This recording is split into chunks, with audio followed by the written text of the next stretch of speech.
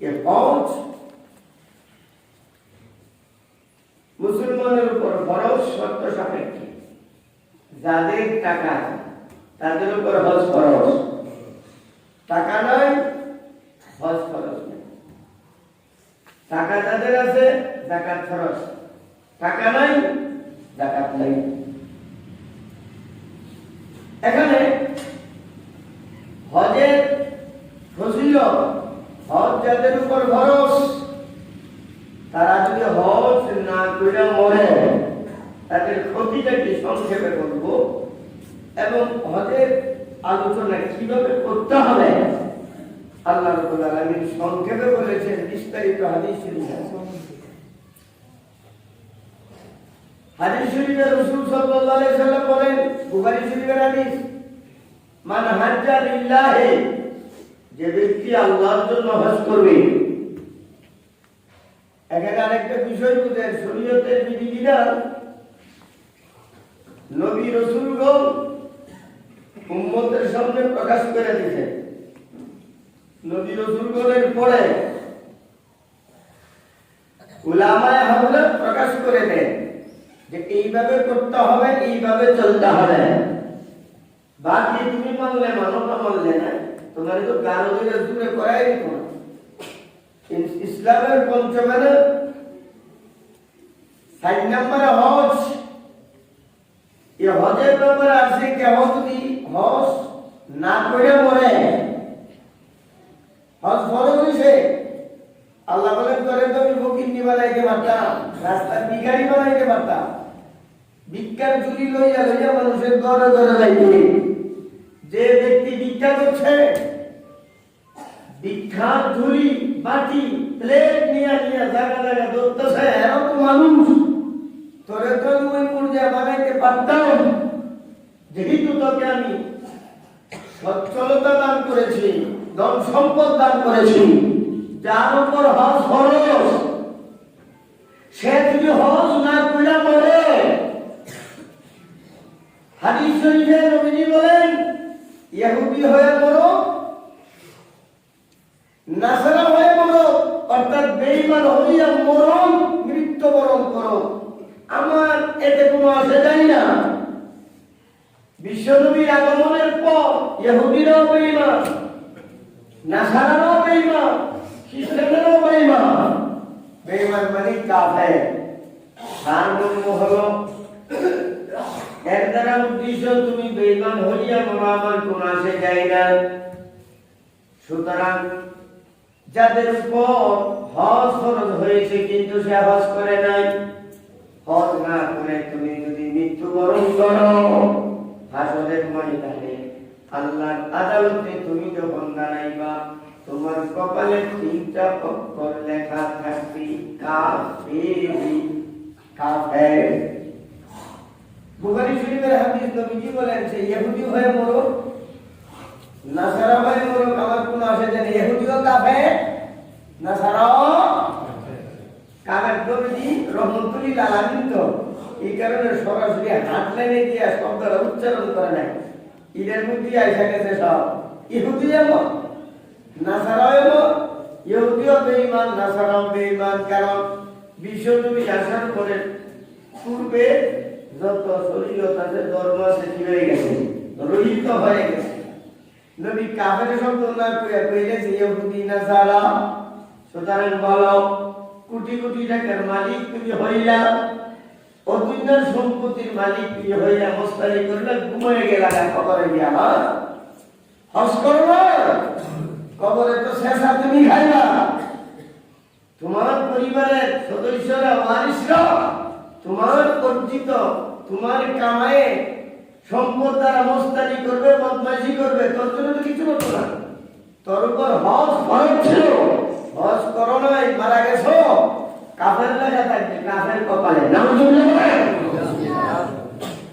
এই জন্য তবলিগি ভাই যারা আমরা আসছি, আল্লাহর মেহমান আপনারা ভালোভাবে বুঝেন, এটা আল্লাহর কোরআন, ইসলামের পঞ্চবানা। নিজের মন মতো কোনো কাজ করলে চলবে না। এই এখানে অনেক আছে কোটি কোটি টাকার মালিক, ভাবে হজ করবে না। চিন্তা করে দেখো, হাসরের ময়দানে কপালে লেখা থাকবে কাফের।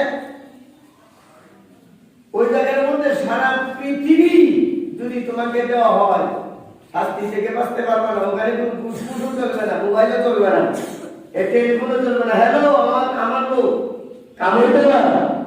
এই জন্য আপনারা এখানে যারা আছেন যদি মনে করেন আমার তো আল্লাহ মুহূর্তের মধ্যে ফকিন্নি বানাই দিতে পারে, আব্বা ভুল করে গেছে, আব্বা হজ করে না, এ হজের আমাকে তো আল্লাহ আব্বাকে তো অনেক টাকা দান করছে, বাড়ি দিছে, গাড়ি দিছে, বাজারে বিল দিছে, জমি জমা দিছে, বেল বিক্রি দিছে, কত কিছু দিছে, আব্বা হজ করে না। কিন্তু এখন আব্বার মাগফিরাতের জন্য, আব্বার রূহের মাগফিরাতের জন্য আমাদের কিছু করণীয় থাকলে উলামায়ে কেরামের সাথে যোগাযোগ করে পরামর্শ করে করো, ভালো হবে। এরপরে যদি না করো, দূরে ধরে কিছু করার নাই। বুখারী শরীফের হাদিস, এক মহিলা আসছে নবীর কাছে, এক লোক আসছে, পুরুষ আসছে নবীর কাছে, আইসা বলতে হুজুর আমি সফরে গেছিলাম না, সফরে তো গেছি, আমার আম্মা কিন্তু হজ করে নাই, তার সম্পত্তি পালি অনেক টাকা ছিল, কিন্তু হজ করার প্রোগ্রাম করেছিল যে হজ করবে, আমি গেছি সফরে, আইসা দিয়ে আব্বা মারা গেছে। আর এখন তো দুনিয়ার এক প্রান্তে থাকলেও মারা গেলে ফোন দিয়ে ব্যাপারে জানা যেত, ওই সময় মূল নেয় মারি দিয়ে গেছে, লাশ নেওয়ার উপায় নেই, না আছে রিক্সা, না ব্যান গাড়ি পর্যন্ত নাই, চিন্তা করছেন ব্যান গাড়ি না পর্যন্ত নাই, যেটার উপরে লাশ খুইয়া টাইমটা নিবে, আর কাম তো করে নিতে লাগবে, বাঁশ দ্বারা বানায়, আর গাদার গাড়ি আছে, উট আছে, যেখানে মারা গেছে সেখানেই দফন। বিশ্বনবী আব্বা যেখানে মারা গেছে ওখানেই দফন, কোথাও নিয়ে যাওয়ার সুবিধা ছিল না, পরিবেশও ছিল না। সাহাবী বলতেছেন আমার আব্বা মারা গেছে, টাকা পয়সার অনেক মালিক ছিল, এখন কি করতে পারে, আম্মা তো হজ করে না, হজ করবো? নবীজি বলে, দেখেন কি সুন্দর উত্তর দিয়েছেন, এই শোনো, তোমার আম্মার কাছে যদি টাকা পাওনা থাকতো, তোমার আম্মা যদি ঋণই থাকতো, ঋণ তোমরা পরিশোধ করতানি? সাহাবী বলেন অবশ্যই করতাম, এটাও আল্লাহর ঋণ। আল্লাহর ঋণ আদা করা মানুষের ঋণের চেয়ে আরো গুরুত্বপূর্ণ। সুতরাং যাদের উপর হজ ফরজ দ্রুত গতিতে করো, যাদের মা বাবা মারা গেছে হজ করে নাও, এত আদুবিধি দেখাও, এত মহব্বত দেখাও, যেটা ডাইরেক্ট কোরআনের দ্বারা প্রমাণিত। হজ না করলে ইহুদ নাসারা হইয়া মরো, কপালে কাফের শব্দ লেখা থেকে ওই দিকে খেয়াল নেই। আমরা চেষ্টা করব যাতে করে এই বিধানটা আমাদের থেকে সহজে পালন হয়ে যায়। এখন থেকে হজ করতে লাগে, এখন তো করোনা ভাইরাসের কারণে বিশেষ সমস্যার কারণে হচ্ছে না, 4 লক্ষ টাকা হলে হজ হয় না।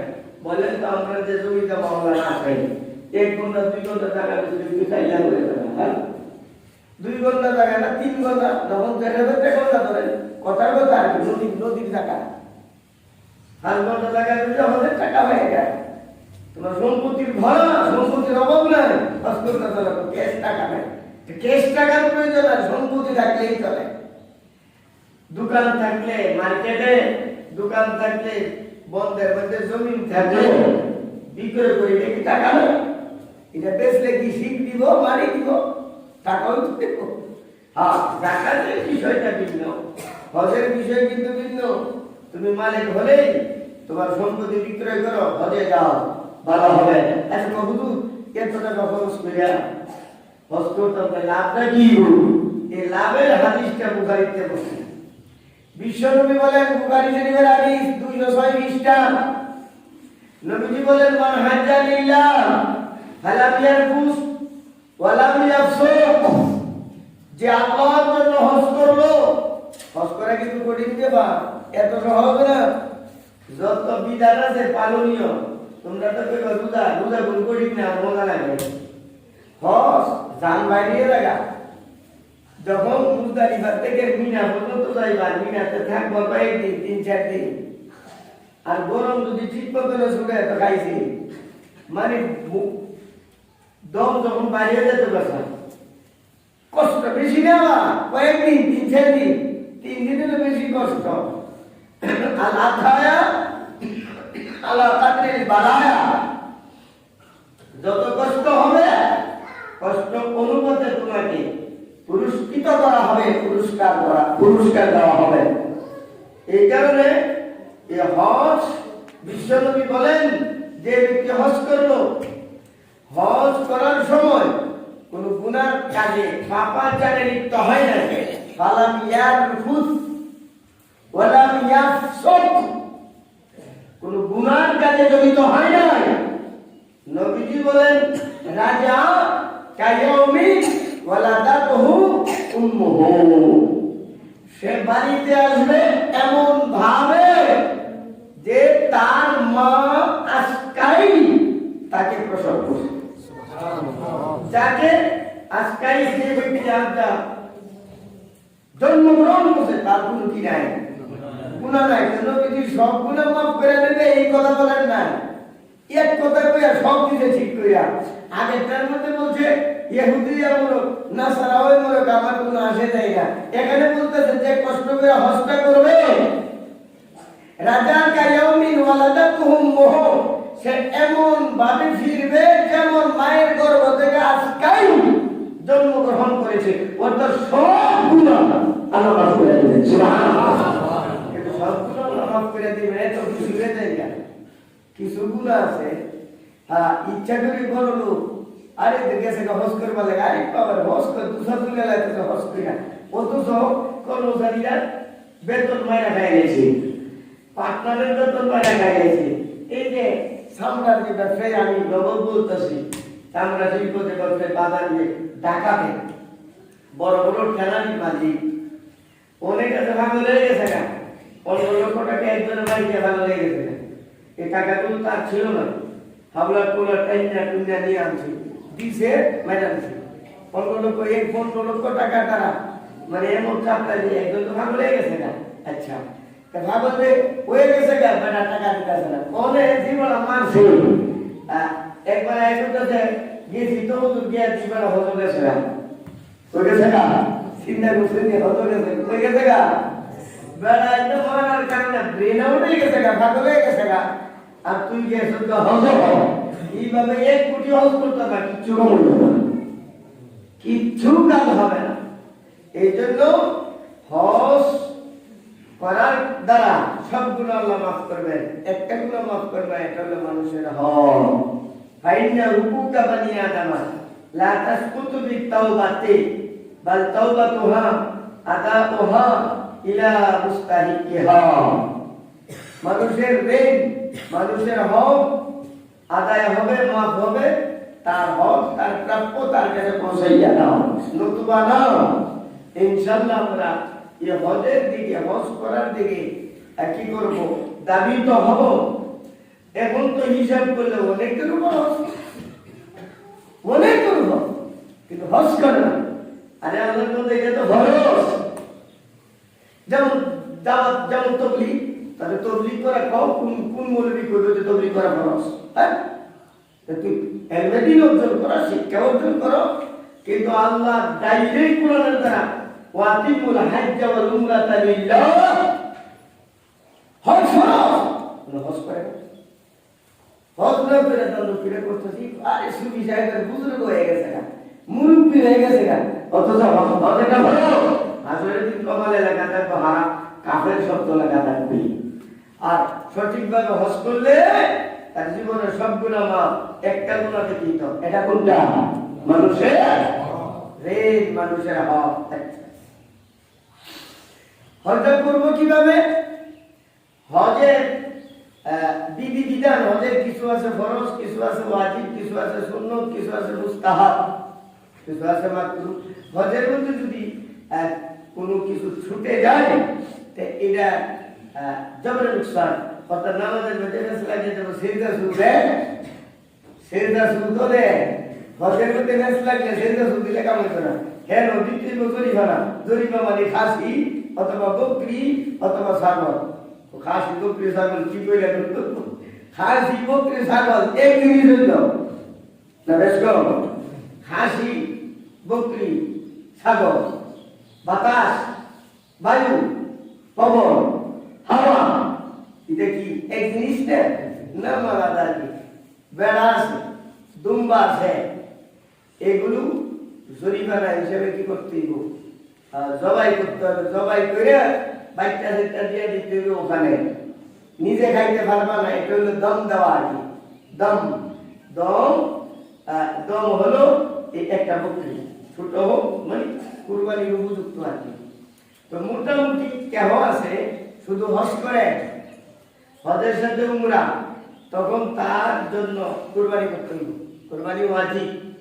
2 নাম্বার, কেউ আছে শুধু উমরা করে, উমরা করলে কোনো কুরবানি দিও লাগবে না।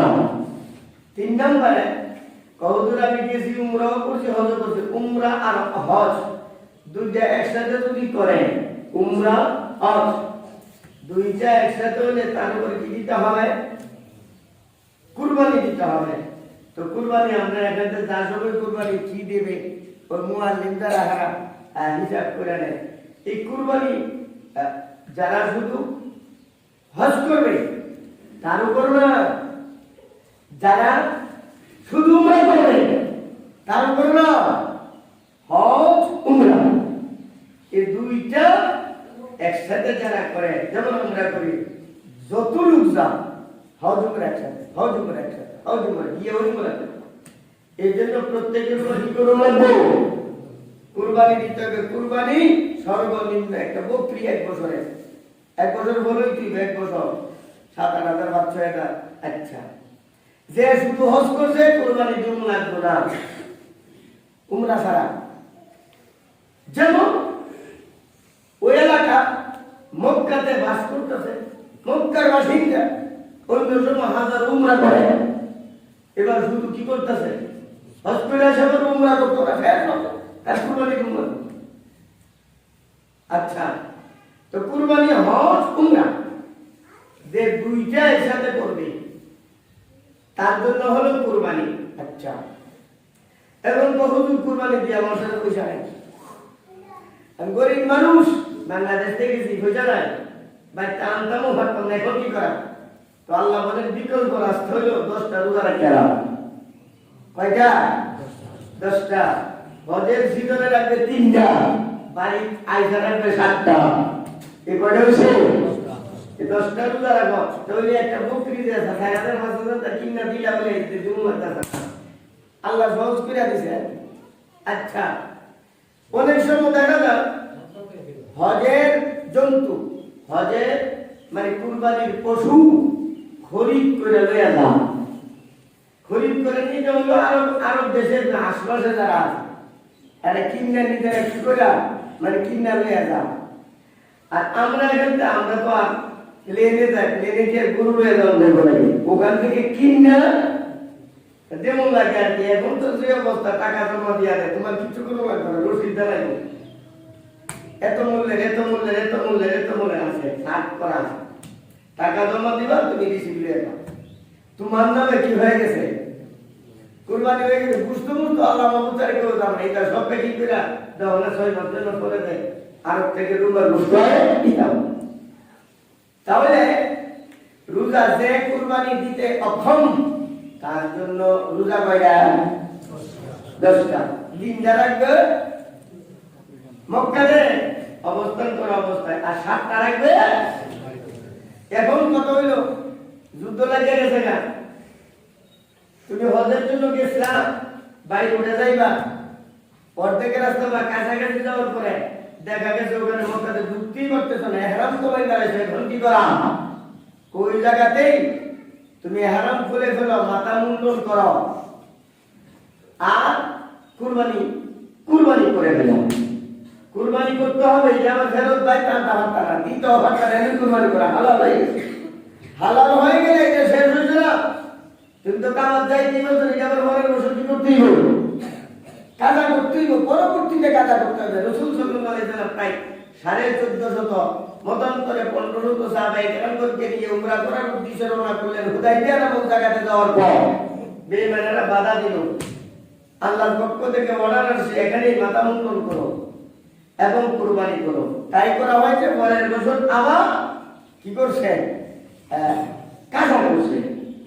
এখন হজের মধ্যে আমার 2টা বিধান আছে, মাথা কামায় রাখো, হলক যাকে বলে, আর এক হলো শুরু করা, আমরা এই দেশ থেকে যারা যান প্রথমকে শুরু করে উমরা করে গেলে ওইটা ধাক্কা উমরা করে শুরু করে না, এরপরে হজের সময় একবারে কামায় না। আর প্রথমে যদি কামায় না 2 দিন পরে তুমি 3 দিন পরে হজ করবা, কামানোর মধ্যে আবার কি কামাইবা? কথার কথা তুমি 7 তারিখে বা 6 তারিখে গেছো শেষ ফ্লাইটে, 7 তারিখ থেকে হজ আরম্ভ করবো, 6 তারিখে তুমি গেছো, 6 তারিখে তো তোমার কি করতে উমরা করে দিব, 6 তারিখে উমরা করছো, আবার 2 দিন 3 দিন পরে কি সে হজ করছো, তো আবার কামাইবা। 2 দিন আগে যে মাথা কামাইছো এই মাথা আবার কি কামাইবা থাকলে। এই জন্য এটা অসুবিধা চলে দুটোই দেয়। প্রথম সাইডটা নাম মানে ছোট করো, এটাকে বলে অসাধারণ। এর 2-3 দিন পরে হজের সময় আবার কি করো 4 সাল আপনার দুনোর হয়ে গেল না। প্রথম শুরু করুন কেজি লোক হয়ে আছে, সেই লোকের তো অভাব নাই। উমরা করে তুমি যাই ভাবো ডাক্তার সাহেব আইও আইও, আমরা দিচ্ছি সব বাংলাদেশি, সব বাংলাদেশি আসে না, এদিকে আসে এদিকে আসে, কাটবেন না ফালাইবেন, আর কাটুন, কাটার টাকা হইলে আলাদা, ফালানিটা করলে একটু একটু টাকা নিয়ে অল্প অল্প টাকা নেই দিয়া দিলে গোসল করে হালাল ভাই। এহরাম বাঁধার সময় তুমি যখন এহরাম বাঁধবা 2 রাকাত নামাজ পড়ে এহরাম বাঁধবা। এহরাম বাঁধার সময় তালবিয়া পড়বা, লাব্বাইক আল্লাহুম্মা লাব্বাইক লা শারীকা লাকা লাব্বাইক ইন্নাল হামদা ওয়ান নি'মাতা লাকা ওয়াল মুলক লা শারীকা লাকা লাব্বাইক লা শারীকা লাকা লাব্বাইক। এটা আপনারা মুখস্থ করে নেবেন, একবার এয়ারপোর্টে গেলে দেখবেন একবার পড়তেছে, আপনারা পড়তেছেন হাজার হাজার বার, শতবার না হাজার বার পড়তেছে, একবার মুখস্থ হয়ে গেল। এই তালবিয়াটা পড়িয়া ইহরামের কাপড় বা ফুরসের তালবিয়া বলতে হবে মুহরিম। এখন আকাম করা যাবে না, মিথ্যা কথা কোন যাইতো না, অশ্লীল কথা বলা যাবে না। এমন কি ইহরাম বাঁধার পর মশামশি যদি কামড় দেয় যতটুকু সম্ভব সহ্য করে থাকতে বলে মাইব না, আনলে তো মারবো, বেশি কামড় দিলে তো আর অসুবিধা নেই, মারতেই হবে। অর্থাৎ তুমি এখন কাপড়ের কাপড় করে লাইছো, কাপড়ের কাপড় এহরামের কাপড় বেশ কোনটা কি কোনো বেশ কম নাই। কাপড়ের কাপড় পরার পরে করে মানে চুপচাপ বসে না, আর কি দুইটা থাকে লোক তো পারে না, আর তুমি হাঁটাচলা করতে পারো। মানে এই কাপড় পরানোর উদ্দেশ্য হলো তুমি কাপড়ের কাপড় পরে ফেলেছ, খবরদার সব ধরনের পাপাচার থেকে তুমি এখন আপাতত বিরত থাকো। সুবহানাল্লাহ। এই কাপড়ের এই হজের ইহরামের কাপড় পরিধান করবে এবং যতক্ষণ পর্যন্ত ইহরামের কাপড় পরিধান করে যাবে মক্কায়, মক্কায় গিয়া সাথে সাথে কি করে ফেলবে তোয়াফ করবে, মানে উমরা কইরা হালাল হয়ে যাবে। হালাল হয়ে মানে মাথা ছোট করে ফেলবে, এরপরে সে ইহরামের কাপড় বাদ দিয়া তার যে পোশাক আছে দেশের মধ্যে যে পোশাক করতো এই পোশাক পরিধান করে এখন সে মুক্ত। আমরা এখানে যাবো, খানা পিঠা করো, যেখানে বসে সেখানে যাও। ইহরামের কাপড় পরা অবস্থায় তুমি সব জায়গায় যাইতেও পারবে না, সবকিছু করতেও পারবে না, কিন্তু ইহরাম থেকে মুক্ত হয়ে গেলে সবকিছু তোমার জন্য বৈধ। এই কথা এখানে বলতেছে যে মুহরিম অবস্থায় আল্লাহ বলেন ওয়াতিমুল হাজ্জা ওয়াল উমরাতা লিল্লাহ, তোমরা হজ উমরা আল্লাহর জন্য পরিপূর্ণ করো। ফাইন কুহসিরতুম, যদি তোমাদেরকে বাধা দেওয়া হয়, কোন কারণে মক্কায় পৌঁছতে পারতেছো না, ফামাস্তাইসরা মিনাল হাদি, তখন যেখানে আছো সেখানে ইহরাম থেকে বের হইয়া আসো। এখন তোমার কি করতে হবে? কুরবানি দিতে হবে। ফামাস্তাইসরা মিনাল হাদি, তোমার সাধ্য অনুযায়ী তোমরা কুরবানি দেবা। ওয়ালা তাহলিকু রুউসাকুম, মাথা মুন্ডন করতে পারবা না। এখানে বিষয় ছিল প্রত্যেকটা জিনিসের সিরিয়াল আছে। আমরা যে নামাজ খাবো প্রথম হলো কিয়াম, এরপরে কেরাত, এরপরে রুকু, এরপরে সিজদা, এরপরে আবার আত্মায়িত সমবসি, একটার পর কি আছে সিরিয়াল আছে। ওখানেও সিরিয়াল আছে, আগে ইহরাম, এরপরে তালবিয়া, এরপরে ওখানে গিয়ে উমরা, উমরার পরে ওখানে যে প্রথম যাই দিব মিনা, মিনার থেকে যাইতে হইব আরাফা, আরাফা থেকে যাইতে হইব মুজদালিফা, মুজদালিফা থেকে যাইতে হইব আবার মিনা, মিনাতে যাইয়া মিনাতে কান করমাইয়া এরপরে যাইতে হইব মাথা মুন্ডন করবার লাগে, মাথা মুন্ডন করার পরে কুরবানি। সুবহানাল্লাহ।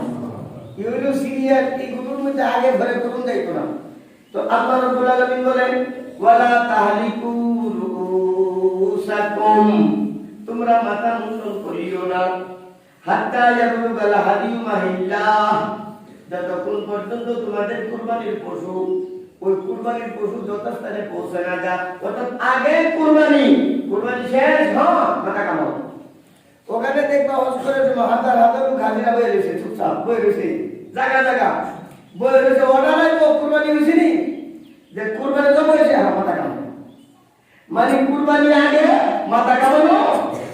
এই কথা আল্লাহ বলেন যে ওয়ালা তাহলিকু রুউসাকুম হাত্তা ইয়াবলুগাল হাদিয়ু মাহিল্লাহ, তোমরা কুরবানির আগে মাথা কামায়ও না। ফামান কানা মিনকুম মারিদান আও বিহি আদাম মির রাসিহি ফাফিদিয়াতুম মিন সিয়ামিন আও সাদাকাতিন আও নুসুক।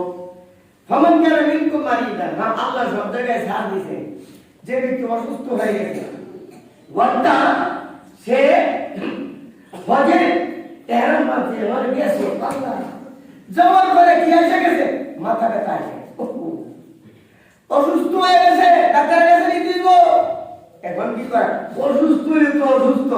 আল্লাহ রাব্বুল আলামিন বলেন ফামান কানা মিনকুম মারিদা, যে ব্যক্তি অসুস্থ হয়ে যাবে তোমাদের মধ্য থেকে, আও বিহি আদাম মির রাসিহি, অথবা মাথার মধ্যে ব্যথা এসে যাবে, ফাফিদিয়াতুম মিন সিয়ামিন আও সাদাকাতিন আও নুসুক, তখন সে তো ইহরাম ভেঙে ফেলবে, কিন্তু তার বিনিময়ে জরিমানা দিব তিনটা। এক নম্বরে রোজা রাখবে তিনটা, রোজা যদি না পারে সদকা দিয়ে দিবে, সদকা না দিতে পারলে একটা খাসি বা বকরি কি দিবে, ফিদিয়া হিসাবে দিবে। ফাইদা আমিনতুম, যখন তোমরা নিরাপদে পৌঁছে যাইবা, ফামান তামাত্তা বিল উমরাতি ইলাল হজ্জ, যে ব্যক্তি হজ উমরা একসাথে করবে, ফামাস্তাইসারা মিনাল হাদি, তার পক্ষে সম্ভব কুরবানি করবে, ফামান লাম ইয়াজিদ ফাসিয়ামু সালাসাতি আইয়ামিন, যে ব্যক্তি কুরবানি করতে সক্ষম না সে রোজা রাখবে 10টা, 10টার মধ্যে ফাসিয়ামু সালাসাতি আইয়ামিন ফিল হজ্জ, হজের সিজনে মক্কাতে থাকা অবস্থায় 3টি রোজা, ও সাবাতিন ইজা রাজাতুম, দেশে ফিরে আসার পরে 7টা, 7 3 10, তিলকা শারাতুন কামিলা, এ হলো 10টি রোজা। যালিকা লিমান লাম ইয়াকুন আহলুহু হাদিরিল মাসজিদিল হারাম, এই 10টা রোজা ওই সকল লোকেরা রাখবে যাদের আত্মীয়স্বজন, যাদের আবাসস্থল মক্কাতে না, বাহির থেকে গেছে। ওয়াত্তাকুল্লাহ, আল্লাহ বলেন আল্লাহকে তোমরা ভয় করো, ওয়ালামু, এবং ভালোভাবে জেনে রাখো, আন্নাল্লাহা শাদীদুল ইকাব, আল্লাহ কঠিন শাস্তি প্রদানকারী। আল্লাহ শুধু বইলা দিছে, এরপরে তোমরা যদি নখরাবাজি করো, আল্লাহর বিধানের সাথে উপবাস করো, আল্লাহ বলেন আমি কঠিন শাস্তি প্রদানকারী। আবারও বলতে চাই, যার উপর হজ ফরজ, এ হজ যারা না করবে সে ইহুদি হয়ে মরুক, নাসারা হয়ে মরুক, নবীজি বলেন আমার কোনো আসে যায় না। আরেকটা কথা বুঝো, 1 মিনিটে বলতেছি, হাদিস শরীফে নবীজি বলেন, নবীজি বলেন হারাম উপার্জিত, হারাম উপার্জিত, হারাম অবৈধ জিনিসের একটি অবধি সওয়াবের নিয়তে দান করে। কি করে? সওয়াবের নিয়তে দান করে, তাহলে গুনাহ হইতো না, ঈমান দেয় বাবা, কি দেয় বাবা, ঈমান চলে। আগেও বলছিলাম হাদিস শরীফে নবীজি বলেন এমন এক যুগ আইব, ইয়াস্তামিউনা বিল মাসাজিদ, মসজিদের মধ্যে তারা জমা হয়ে জিকির করবে, নামাজ পড়বে, কোরআন তেলাওয়াত করবে, দুসা বিলাইতে দেয়া ইবাদত করে, ওয়ালাইসা বিল মুমিন, অথচ এর মধ্যে একজন মুমিন পাওয়া যাবে না। মুমিন নাই, বেয়াদে পরিণত হয়ে গেছে, সাধারণ কথা নাই। ইয়াতি আলান নাসি জামানু, এই ধর্মটারই কি দেখি তোমার বাপ দাদা সম্পত্তি মনে করছো, যখন যা খুশি তাই লাগে। ইয়াতি আলান নাসি জামানু, এমন এক যুগ আসবে যে যুগে নবীজি বলেন ইয়াশতামিউনা ফিল মাসাজিদ, মসজিদে আসবে, কোরআন তেলাওয়াত করবে, নামাজ পড়বে, জিকির আজকার করবে। যেবেলা কোরআন করতেছে, যেটা নামাজ করতেছে, জিকির করতে, মুসলমান বেঈমান? মুসলমান। ওয়ালাইসা ফি মুমিন, নবীজি বলেন অথচ এদের মধ্যে একজন মুমিন থাকবে না। একটা আগেও বলছি, সুদ খাওয়া হালাল না হারাম? হারাম। দূরে বলেন হারাম। তোমাকে আমি দিছি 50,000 টাকা, 50,000 টাকা এই শর্তে দিছি, 50,000 টাকা দিয়ে কি আর কি ইন্টারেস্ট আসবে, সুদ আসবে, এগুলো উড়ায় কি করবো? ব্যবহার করবো, বাকি মূল টাকা হ্যাঁ দেবো না। আচ্ছা, এটা যে অতিরিক্ত আসলে এটা হালাল না হারাম? হারাম যদি আসে, এর বিধান আছে, সোয়াবের নিয়ত ছাড়া গরিব মিসকিনের দেয়া, সোয়াবের নিয়ত ছাড়া। আর এখানে যতটা ব্যবসা জুড়াইছে সুদের যে সিস্টেমে বানাইছে, সোয়াবের নিয়তে যে দিতেছে, এই সোয়াবের নিয়ত করার কারণে ইমান হারাম হয়ে গেছে। এখন বেলা হয়েছে ইমান হারাম, আর সবাই আমরা বাহবা দিতেছে মারহাবা।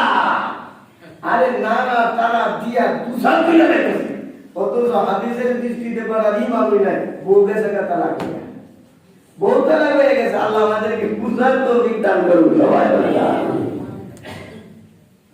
একজন হলো জনাব মরহুম আব্দুল বারী মানিক মাস্টার, উনিও কিন্তু হজ করে না। আমি বলছি যে হজ করা ফরজ, মানে ও দুনিয়ার সম্পত্তি দিয়ে গেছে, হজ করা, হজ করা। তো হজ কিভাবে ব্যতিক্রম কি করতে হবে, কিভাবে পরামর্শ করে, যাতে বেচারা কবরের মধ্যে ঋণ তৈরি, ঋণ পরিশোধের ব্যবস্থা করো। মাস্টার আব্দুল বারী মানিক মাস্টার কোনার মেয়ের মাত্রা কেমন চাইছে। 1 নাম্বার 2 ক্যাপ্টেন সাহেব, ক্যাপ্টেন ইমাম।